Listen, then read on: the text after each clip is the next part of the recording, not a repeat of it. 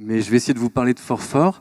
Donc, Allory Gorgé, vous le connaissez peut-être, pour certains, vous vous souvenez peut-être d'un spectacle qu'il a créé, présenté dans Ring, si je ne dis pas de bêtises, en 2012. Oui, Germinal, qui a ensuite été repris au Festival d'Avignon In. Voilà, avec son ancien camarade de jeu Antoine Defort.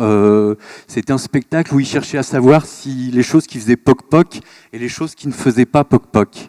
Donc cette fois-ci, il revient avec un projet totalement zarbi, où il va s'attaquer à trois figures de la musique contemporaine, donc à savoir les compositeurs américains Morton Feldman, John Cage, et la compositrice française Eliane Radig. Et à chaque fois, il va construire une démarche de théâtre, donc une démarche de théâtre réellement en relation avec la musique.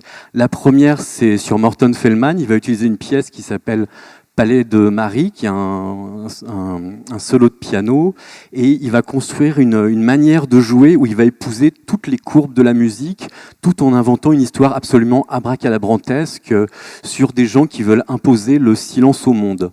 Ça peut éventuellement nous faire penser à des groupes extrémistes qui sont pas tout à fait favorable à la liberté de penser, la liberté de s'exprimer dans le monde aujourd'hui. La deuxième qui sera autour de John Cage. Tout ça, c'est un seul spectacle, hein, mais il y aura 3 parties.